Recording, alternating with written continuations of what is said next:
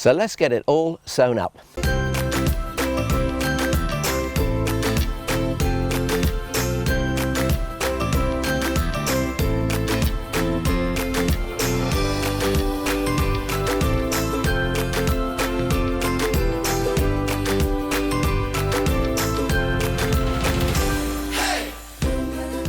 Welcome to Get Gardening. I'm Thordis Fredrickson.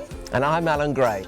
Now, the last time you saw Alan and Ian, they were very industriously digging these two beds, or the first one anyway. Now, there's been more industrious activity while I wasn't here, and now we have prepared two ends of the beds ready for the kind of thing we can do at this time of year. But the first step is getting to know your soil. My soil is relatively free draining. I've got quite high percentages of sand in my soil at home. So for me, it's all about getting organic matter in. And we do it a lot here, don't we, Al? With yes, the soil here. We mulch heavily with things like mushroom compost. But for me at home, I tend to use things like homemade compost. So I compost all the leaves, the garden debris, any rubbish from the veg garden, and I cold compost so it takes longer. But I make my own organic matter to go back into the soil.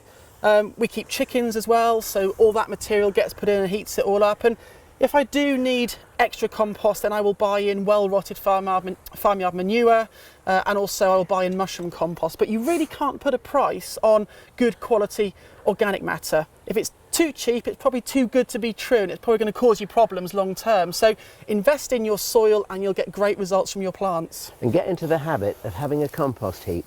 It doesn't have to be elaborate, it can just be a heap.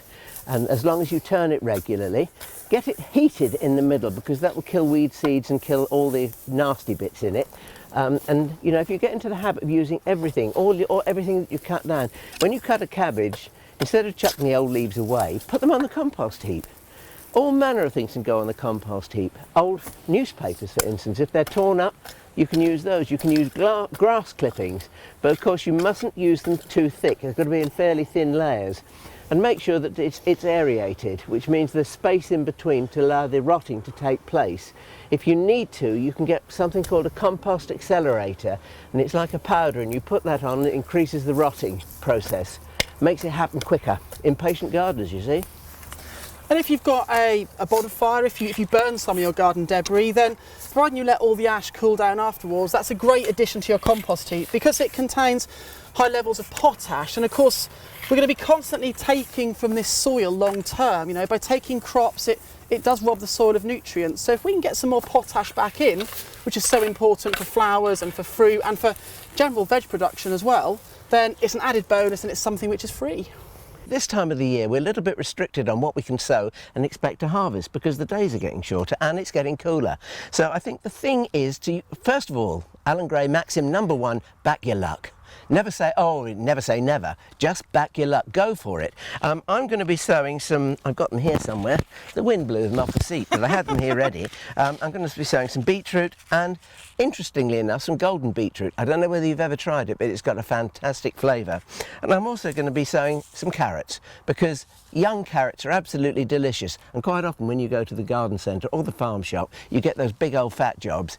You know, you're not going to pay a lot of money for young, slim carrots, but if you grow them yourself, you can have them, and they've had that delicious, young, fresh taste. And I sowed carrots late last year and got a better crop. They just did really well. The other little tip, she's just answered it. There's no carrot fly at this time of the year. They've done the stuff, so that's a plus point. Also, if you want to, you can sow peas and beans. Broad beans it's a bit late for, but I'm going to be receiving some of those pre-germinated, which especially been genetically engineered to crop in the autumn, and runner beans and dwarf beans. We've still got a chance of sowing a few of those, but I'm going to start those off in the greenhouse. Now, of course, if you regularly head to your nearest garden centre, you will know that there are great big 50% off signs in a lot of them. So and we all love a bargain. We all love a bargain. If you go to a garden centre and it doesn't have a 50% off sign, just go to another one, because I certainly know my nearest garden centre has loads of half price seeds. So the things you can sow now, you can get so much more variety for, you know, well, literally half the money. And the other thing is, of course, that seeds are very well packaged today, and so seeds will often last from one year to the next, so you can save yourself a bit of money by not sowing the whole packet, sow half the packet and then save them as airtight as you possibly can in a cool, dark place until next year. The other good thing about garden centres is they've got starter packs. These are little cell trays full of lovely vegetables that have been germinated. They've got big enough now so that you can put them in the garden and they can do all their growing that they need to do before the onset of winter. Now, obviously you're limited on what you can grow at this time of year, but still, I always find as a very amateur veg grower that I get kind of seduced into buying certain things and I don't even know if I like them, and I grow them and then I don't cook them, or they go to waste, or I eat one and I don't like it. So what I would say is, if you're kind of planning what you're going to grow, it sounds really stupid, but try and plant the things that you actually like. Yeah, first of all, I said we were getting down and dirty. She's being seduced. So let's grow the crops that we like. I've got some plants to put out here that we've grown in cell trays. I've got two types of lettuce, some pak choi and some tatsoi. And if you think I'm talking rubbish, you're probably right. Two kinds of lettuce and some pak choi.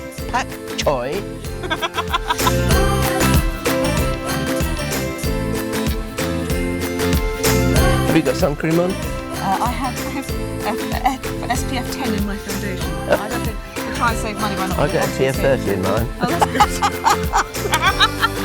I've just put that on.